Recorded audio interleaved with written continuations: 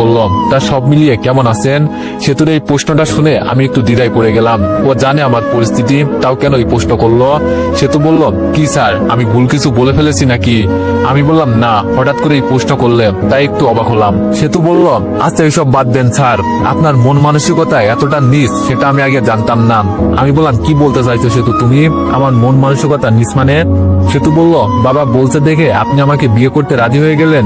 একবার আপনার বয়সটা দেখুন আর আমারটা দেখুন, নাকি আমাদের এই বাসাটা আপনার নামে লিখে দিবে দেখে আমাকে বিয়ে করতে রাজি হয়ে গেলেন? আপনার কাছ থেকে আমি এইসব কখনো আশা করি নাই। যতদিন আপনার কাছে আমি পড়াশোনা করছি অনেকটাই সম্মান করছি আপনাকে, কিন্তু আজকে কি বলবো বলার ভাষা নেই আমার কাছে। শেষে একটা কথা বলি স্যার, কোথায় আপনি আর কোথায় আমি? আপনার সাথে আমার কখনো যাই? একবার চিন্তা করে দেখুন না, আমার জীবনটা কেন নষ্ট করতে চাইছেন? আসলে সেতু তো এখানে ভুল কিছু বলে নাই, যা বলছে একদম ঠিক বলছে। ও পিচ্ছে একটা মেয়ে, ওরও তো একটা ইচ্ছা থাকতে পারে। আমি তো ওকে আর বিয়ে করতে উঠে পড়ে লাগি নাই, ওর বাবার জোরাজোরিতে রাজি হয়েছি। এছাড়া আমার কাছে অন্য কোনো উপায় ছিল না। এবার মুখে হাসি টেনে বললাম, সত্যি কথা বলছো তুমি সেতু, তোমার বয়স আর আমার বয়সের অনেক ব্যবধান, আর তোমার সাথে আমার যায় না, এটাও ঠিক বলছো। দেখো আমি কত বড় বোকা, তোমার বাবার কথা রক্ষা করতে গিয়ে আমি তোমাকে বিয়ে করতে রাজি হয়ে গেছি। যাকে আমি ছোট বোনের নজরে দেখি তাকে আমি কিভাবে বিয়ে করব? তবে তুমি মনে হয় এটা জানো না, আজকে রাতে আমি এখান থেকে পালিয়ে চলে যেতাম। কারণ কি জানো? যাতে তোমাকে আমার বিয়ে করতে না হয়, তোমার ভবিষ্যতের চিন্তা করে আমি এখান থেকে পালিয়ে চলে যাব। আসলে আমি কতটা বোকা, হ্যাঁ, মানুষের সম্মান রক্ষা করতে গিয়ে মিথ্যা কথা বলতে হয়। কি করব বলো, তোমার বাবার সাথে এতদিনের সম্পর্ক আমার, তাই উনাকে হতাশ করতে চাইনি। যেখানে নিজের বউ আমার সাথে বেইমানি করেছে, আর কাকেই বা কি বলবো? তুমি চিন্তা করো না, আমি আজকে রাতে এখান থেকে পালিয়ে চলে যাব। সে তো আমার দিকে এক দৃষ্টিতে তাকিয়ে আছে, ও কি বলবে হয়তো বলার কোনো ভাষা খুঁজে পাচ্ছে না। কিছুক্ষণ চুপ থাকার পর সেতু বলল, আমাকে মাফ করে দিবেন স্যার, আপনাকে এইসব কথা বলার জন্য আমি অনেক অনেক সরি। আমি মনে করছি আপনি আমাকে বিয়ে করতে রাজি, তাই এইসব মনে করে আপনাকে কি বলতে কি বলে ফেলেছি, মাফ চাইছি স্যার। আমি বললাম, না বলো, সমস্যা নেই, আরো যদি কিছু বলার থাকে বলতে পারো। তবে আমি এটা জানি আমার স্টুডেন্টকে আমি কখনোই বিয়ে করতে পারবো না, আর হয়তো কখনো তোমার সাথে দেখা হবে না। ভালো করে পড়াশোনা করবে কেমন, আর আমার মতো অপদার্থ ছেলেকে ভুলে যাবে। সত্যি আমি খুব খারাপ একটা ছেলে। এবার সেতু ছলছল চোখে আমার দিকে তাকিয়ে বললাম, আমার ভুল হয়ে গেছে স্যার, আমাকে মাফ করে দিন, আপনার পায়ে ধরে বলছি। সত্যি আমি না জেনে শুনে আপনাকে অনেক কথা বলে ফেলেছি। আমি বললাম, আরে না, মাফ চাইতে হবে না, তোমার উপর আমার কোনো অভিযোগ নেই। তবে আজকে নিজেকে সত্যি অসহায় লাগছে, এমন পরিস্থিতিতে কাউকে পাশে পেলাম না। সেতু বললাম, আমি আসি স্যার আপনার পাশে। সেতুকে ধন্যবাদ দিয়ে বললাম, তুমি আমার ছোট বোনের মতোই, অনেকটা সময় হয়ে গেছে, আমাকে এখন যেতে হবে। সেতু বলল, সত্যি আপনি চলে যাবেন? আমি বললাম, না গেলে তোমার বাবা অনেক ঝামেলা করে দিবে। সেতু বলল, স্যার আমি একটা কথা আপনার কাছ থেকে জানতে চাই।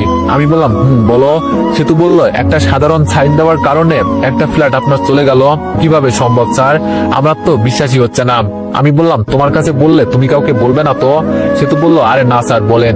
আমি বললাম, কালকে সকালে মাই যখন মৃত্যুর কথা বলছিল তখন আমার মনে একটু সন্দেহ লাগছিল, আর আমি ওকে রিফাতের সাথে কথা বলতেও দেখেছি, তাই আসল কাগজপত্র সব সরিয়ে নকল কাগজপত্র ঢুকিয়ে দিয়েছি।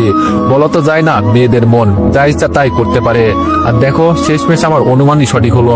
আমি সকালে অফিসে যাওয়ার পর বিতু আমার পকেট থেকে চাবিগুলো চুরি করে সব কাগজপত্র সরিয়ে নিয়েছে হয়তো। বিতু বলল, তাহলে যে কাগজে সাইন করেছে সেটা নকল?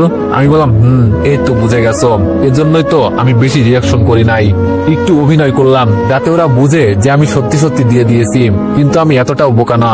সেতু বলল, তাহলে আপনার বাসায় আপনি চলে যান, ওদের এখনই বের করে দেন। আমার এক বান্ধবীর বড় বোন পুলিশের চাকরি করে, যদি বলেন তো। আমি বললাম, না থাক, কিছু করা লাগবে না। সেতু বলল, তাহলে এখন আপনি কি করতে চাইছেন? আমি বললাম, কি আর করবো, বাড়িতে গিয়ে কয়েকদিন বেরিয়ে আসবো, পরে একটা বিয়ে করে একেবারে সরাসরি সম্পূর্ণ পরিবার নিয়ে এখানে চলে আসবো। সেতু বলল, তাহলে সত্যি আপনি বিয়ে করবেন?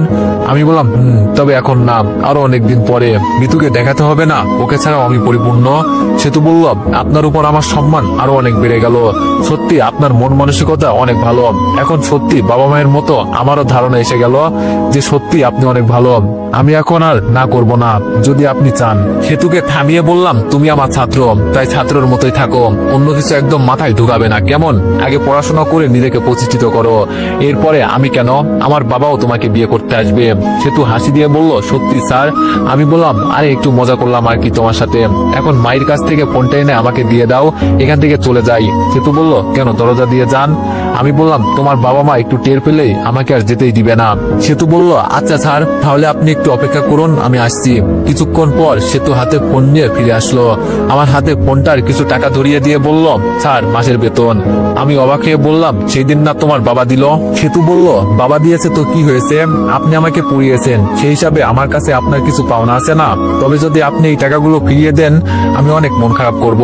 সেতুর কপালে একটা চুমু দিয়ে বললাম, লোককে একটা মেয়ে, দোয়া করি পড়াশোনা করে অনেক বড় হও।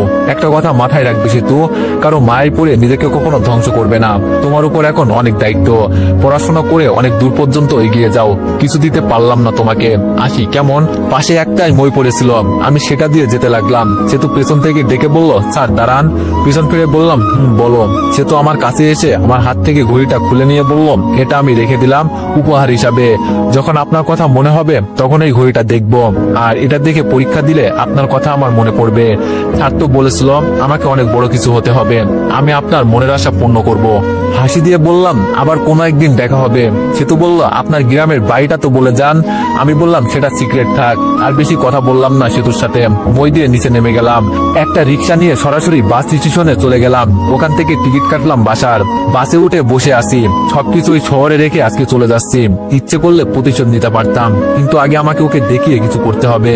থাকুক না, দেখি কতদিন দুই বউ নিয়ে থাকতে পারে। এমনি রিফাতের বউয়ের যে রাগ, পকেট থেকে সেতুর দেওয়ার টাকাগুলো গুনে দেখি প্রায় 20,000 মতো আছে। যাক, ভালোই হয়েছে, আমার অ্যাকাউন্টেও কিছু টাকা জমা আছে। সব মিলিয়ে 1 বছর ভালোই যাবে, কিন্তু এর আগে আশা করি একটা চাকরি পেয়ে। দেখতে দেখতে চোখটা লেগে গেল। পরিবার বলতে আমার মা আর বড় একটা বোন আছে, ওর বিয়ে আমার পাশের এলাকায় হয়েছে। আমার মা একাই গ্রামের বাড়িতে থাকে, সাথে একটা আমার খালাতো বোন থাকে। ছোট থাকতে আমার খালা আর খালু মারা যাওয়ার পর আম্মুকে আমাদের বাড়িতে নিয়ে আসে। ইদানিং আম্মু সেদিন বলছিল ওকে বিয়ে দেওয়ার দরকার। দেখি আগে বাড়িতে গিয়ে ওর বিয়েটা দিয়ে একটা দায়িত্ব কমিয়ে দেওয়া লাগবে। একেবারে সকালে আমার ঘুম ভাঙলো। বাস আমাদের বাজারে এসে দাঁড়ালো। বাস থেকে নামলাম, বাজার থেকে যা যা কিনা লাগে সব একটা রিক্সাতে নিয়ে আমি দাঁড়িয়ে আরেকটা রিক্সা নিয়ে পেছনে পেছনে যেতে লাগলাম। আমাদের বাসার সামনে গিয়ে রিক্সা থামলো। ওই তো তুবা চেয়ারে বসে বসে ফোন চাপছে। তুবা হলো আমার খালাতো বোন। রিক্সা থেকে নেমে ডাক দিল তুবা। তুবা আমার দিকে তাকিয়ে জোরে চিৎকার দিয়ে বলল, দেখে যাও খালা, ভাইয়া এসেছে। তুবা দৌড়ে আমার কাছে এসে আমাকে জড়িয়ে ধরে বলল, ভাইয়া তুমি কেমন আছো? আমি বললাম, এই তো বোন, আছি অনেকটাই ভালো। যা রিক্সা থেকে জিনিসপত্রগুলো নামিয়ে আন। আর আম্মু কই? তুবা বলল, দেখো খালা, ভিতরে বসে বসে পান চিবোচ্ছে। বাসার ভিতরে গিয়ে দেখি আম্মু মনের সুখে বসে বসে পান খাচ্ছেন। আমাকে দেখতে পেয়ে জড়িয়ে ধরে বলল, বাবা কোনো খবর দিলি না, হঠাৎ করে যে এভাবে চলে আসলি, আর তুই কেমন আছোস? আমি বললাম, এই তো আম্মু, অনেকটাই ভালো। তুমি ভালো আছো তো? আম্মু বলল, বাবা, তা বৌমা আসছে বুঝি? কই আমার বৌমা? তুবা ভিতরে ঢুকে বলল, ভাইয়া, ভাবি কই? ভাবিকে যে দেখতে পাচ্ছি না। আমি বললাম, পরে বলবো, আগে আমাকে কিছু খেতে দাও আম্মু, আমার অনেক খিদে পেয়েছে। আম্মু বলল, আচ্ছা বাবা তুই বস,